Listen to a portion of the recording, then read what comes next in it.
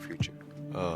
Maybe not fulfilling a lot of other people's dreams. The phenomenon is taken over. I had the poise to handle any circumstance. One of the great performances of all time. Adversity. What a tough defeat for LeBron. Top 4, top 5. Pressure. The Miami Heat have won the title. That's what it's all about right here. My city, I love you. I'm back. Cleveland, this is for you. I think it was a God-given ability, but that only take you so far. I want my damn respect too. LeBron for the Lakers. To try to play at a high level is very taxing. It's a lot of dedication, a lot of hard work, and a lot of long hours. But if you love the game and you love the process and you love being great, then you don't mind. We start NBA Today with breaking news from this morning. Adrian Wojnarowski reporting that LeBron James has agreed to a 2-year deal that includes a player option in year 2 to remain with the Lakers. Woj, this was not the full 3-year contract that was available to LeBron and the Lakers. So how did they arrive here?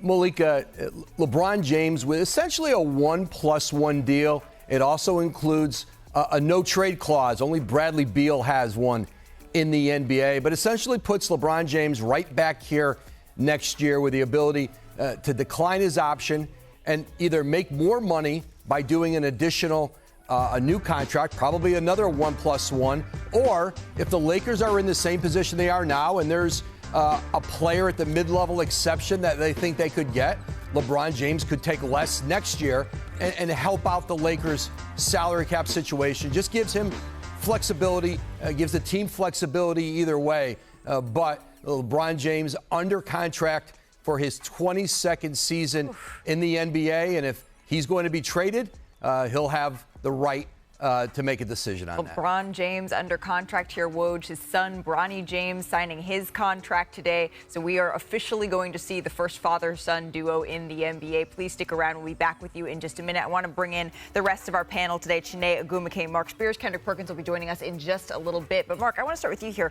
Were you surprised that LeBron signed a 1+1 deal with a player option instead of that 3-year max? It's brilliant. Not surprised at all. Extremely brilliant. But he did something different. Like the Nuggets, Hawks, Lakers, Kings, Heat, Bulls, and Warriors all have kids that are part of the front office.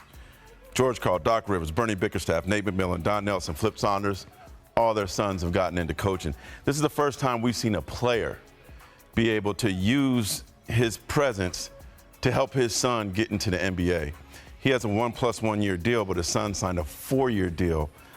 For a player, an African-American player, to be able to do that, I think is brilliant. The runway his son has now to use these 4 years to prove that he's an NBA player long-term, by the end of those 4 years then, with the Lakers tutelage, I think he'll turn himself into a quality NBA player. So for him to be able to use his power to do that, I think is pretty legendary. And I know we're talking a lot. First of all, I love your glasses. I'm looking at you and I'm admiring the blue. Okay. I know we're talking about, particularly Bronny's experience with the Lakers. I think it's interesting when you hear this deal. I think of the final countdown. Okay, I'm not good. Hey, you didn't let me down there. Okay. Really, for LeBron James, the fact that he has a choice how he wants to end and potentially based off of signing, alongside Bronny, that is interesting. But it also reminds me of Bryce, too, because I don't know if you saw it on the interwebs. Bryce was like, when people are talking about potentially me playing with my dad having 2 sons, he's like, he's going to be 42. Right. He's going to be 42 at that point, and that's why you see the 1-by-1. Yeah. Because I do think that we are at the final chapter, and it's going to be fascinating to see where he lets things go. And certainly sentiment plays a piece in all of this, but we're talking about LeBron James. Yeah. And when you're talking about LeBron James, he's synonymous with winning and trying to put a team together around him that is going to be able to do that. The Lakers finished 7th in the Western Conference last year after going through the play-in. They only were able to win 1 playoff game. That's not the bar that LeBron James has grown accustomed to in the type of team that he generally wants to play on. So by taking that 1+1, not necessarily the 3 years that we talked about, Woj mentioned maybe looking at that mid-level next year, Mark, how much of a focus does this put on Rob Pelinka, the front office, to continue to tinker and make some moves here? Pressure's on Rob. He knows it. But here's the thing. We get so enamored with, free agency started. You got to sign this guy. What about this guy? He's up. Are they going to make this trade? When did Damian Lillard get moved? When did Drew Holiday get moved? When did James Harden get moved from Houston to Brooklyn?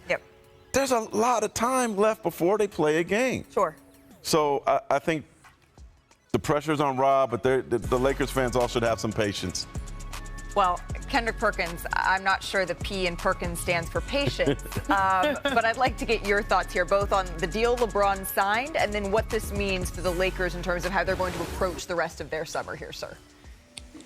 Well, I think it starts with, Bron signing the 1+1. I'm like, damn, okay, so he's not committing to the 3-year deal.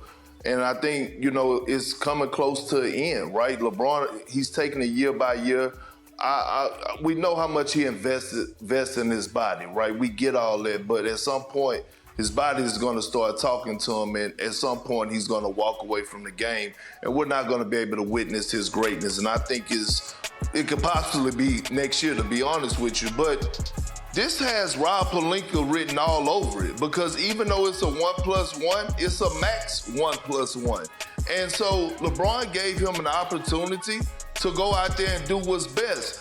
And we all know LeBron, the reports were out there that he wanted Klay Thompson, right? And if he wanted Klay Thompson and he was willing to make a pay cut, and obviously you had to do a sign and trade, why didn't you get the deal done? And the reason that they didn't get the deal done is because Rob Pelinka and Jeannie Buss in the front office of the Lakers, they're holding on to one individual that everybody wants, and that's Austin Reeves. And until they're ready to part with Austin Reeves, right, and upgrade the roster and get a upgrade, which I think Klay Thompson is an upgrade when you put him alongside Anthony Davis and LeBron James, then I feel like the Lakers are still going to be in this spot. And it's not a bad spot, right? They're still a top 5 team right now in the Western Conference, in my opinion. But top 5 is not good enough for LeBron James. He wants to be number 1. Anytime you have him, he wants to win a championship. Dave McMenamin, our NBA reporter who covers the Lakers. So what does LeBron agreeing to a 1+1, Dave, instead of this full 3 years signal to you? Like, it signals to me that this could very well be the last contract that LeBron James signs in his storied NBA career. It's been a point of pride for him and his representative, Rich Paul of Clutch Sports, that his entire career he's played out every contract that he signs. There's never been a time where he's asked for a trade to a team. There's been a time he's been traded from a team he was on. And so every time he put his pen to paper, the terms of that contract were delivered by him as a player.